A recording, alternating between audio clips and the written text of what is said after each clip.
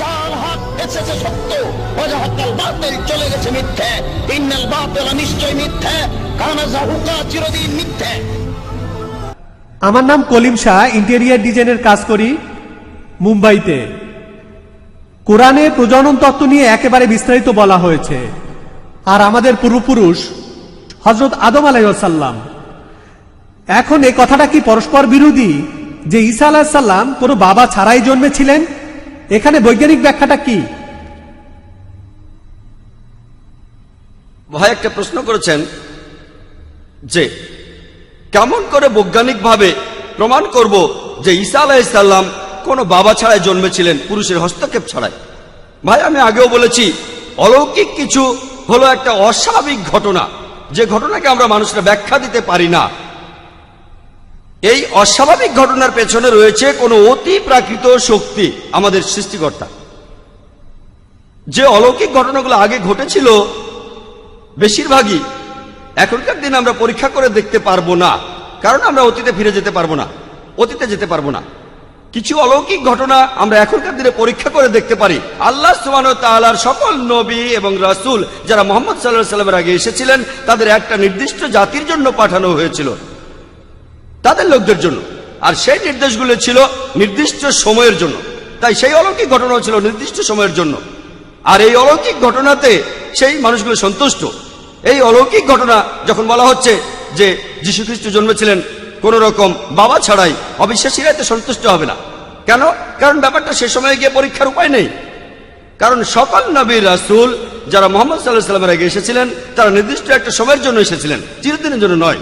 তবে হযরত মুহাম্মদ সাল্লাল্লাহু আলাইহি ওয়াসাল্লাম তিনি আল্লাহ সুবহানাহু ওয়া তাআলার একজন রাসূল, তিনি সর্বশেষ আর চূড়ান্ত নবী। তিনি শুধুমাত্র মুসলমান বা আরবদের জন্য আসেননি, পৃথিবীতে এসেছিলেন পুরো মানব জাতির জন্য। আর তার নির্দেশগুলিও চিরদিনের জন্য। তাই এই অলৌকিক তিনি এই পবিত্র কোরআন রেখে গিয়েছেন। এই কোরআন আজকের দিনেও পরীক্ষা করা যায়, এটা চিরকালের জন্য অলৌকিক। মুহাম্মদ সাল্লাল্লাহু আলাইহি ওয়াসাল্লাম এছাড়াও আরো কয়েকশো অলৌকিক ঘটনা দেখিয়েছেন। আমরা মুসলমানরা সেগুলো বিশ্বাস করি, তবে এ নিয়ে গর্ব করি না, সেগুলো নিয়ে আমরা বড়াই করি না। আমরা গর্ব করি শুধু এটা নিয়ে, কারণ এই অলৌকিকগুলো বৈজ্ঞানিকভাবে প্রমাণ করতে পারবো না, কিন্তু মুহাম্মদ সাল্লাল্লাহু আলাইহি ওয়াসাল্লামের জীবন্ত অলৌকিক যেটা নাজিল হয়েছে আল্লাহ তাআলার কাছ থেকে, এই কোরআন আমরা আজকের দিনেও পরীক্ষা করতে পারি। আগের অলৌকিক ঘটনা আমরা অতীতে গিয়ে পরীক্ষা করে দেখতে পারবো না। অতীতে যেতে পারলে আমরা দেখতাম কিভাবে যিশু বাবা ছাড়াই জন্মেছে। তারপরও আপনাকে বৈজ্ঞানিকভাবে ব্যাখ্যা দিতে পারি। আজকের বিজ্ঞান আমাদের বলে কিছু প্রাণী আছে যারা জন্মায় কোনো পুরুষের হস্তক্ষেপ ছাড়াই। এটার একটা উদাহরণ হলো পুরুষ মৌমাছি। পুরুষ মৌমাছি যে ডিম থেকে হয় সেটাকে কোনো পুরুষ মৌমাছি উর্বর করে না। রানী মৌমাছি অনেক ডিম পাড়ে, যে ডিমগুলোকে পুরুষ মৌমাছি উর্বর করে না সেই ডিম থেকে পুরুষ মৌমাছি জন্মায়। স্ত্রী মৌমাছি যে ডিম থেকে হয় সেগুলো পুরুষ উর্বর করে।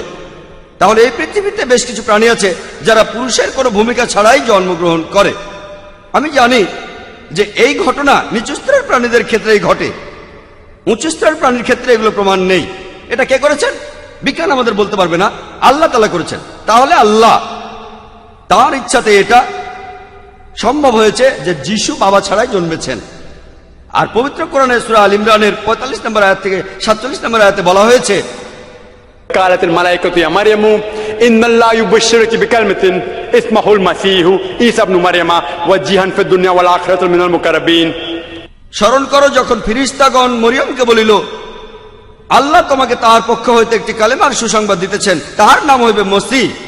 মরিয়ম তো নয়, যিনি এই দুনিয়া এবং আখিরাতে সম্মানিত হইবেন এবং আল্লাহ সুবহানাহু ওয়া তাআলার সান্নিধ্য প্রাপ্তদের অন্যতম হইবেন, কাছাকাছি থাকবেন। এখানে আরো বলছে তিনি দোলনায় থাকা অবস্থায় এবং পরিণত বয়সে মানুষের সহিত কথা বলবেন এবং তিনি হইবেন এই দুনিয়ার সর্বাধিক পুণ্যবানদের একজন। মরিয়ম আলাইহিস সালাম প্রশ্ন করলেন, কোন পুরুষের স্পর্শ ছাড়া কিভাবে আমার সন্তান হইবে? তখন উত্তর এলো, ইযা কাযা আমরান ফাইন্নামা ইয়াকুলু লাহু কুন ফায়াকুন। আল্লাহ যখন স্থির করেন তখন বলেন হও এবং উহা হইয়া যায়। আমি আপনাকে একটা বৈজ্ঞানিক ব্যাখ্যা দিলাম। আল্লাহ যদি পুরুষ মৌমাছির ক্ষেত্রে এটা করতে পারেন, তাহলে আল্লাহ সুবহানাহু ওয়া তাআলা এখানেও এটা করতে পারেন। যীশু খ্রিস্টের ক্ষেত্রে তার জন্য আল্লাহর জন্য কোনো ব্যাপারই না। যীশু খ্রিস্টকে জন্ম দেয়া কোনো বাবার ভূমিকা ছাড়া। ইযা কাযা আমরান ফাইন্নামা ইয়াকুলু লাহু কুন ফায়াকুন। আল্লাহ যখন কিছু স্থির করেন তখন বলেন হও এবং উহা হইয়া যায়। আল্লাহর পক্ষে এভাবে লাখো মানুষ সৃষ্টি করা খুবই সোজা, এটা অলৌকিক। আমি বলছি না যে যিশু পুরুষ মৌমাছির মতো জন্মেছেন, এমন নয়। আমি আসলে জানি না, আমি একটা বৈজ্ঞানিক ব্যাখ্যা দিচ্ছি। যদি পুরুষ মৌমাছির ক্ষেত্রে এটা হয়, তাহলে আল্লাহ মানুষের ক্ষেত্রেও এটা করতে পারেন। আশা করি উত্তরটা পেয়েছেন।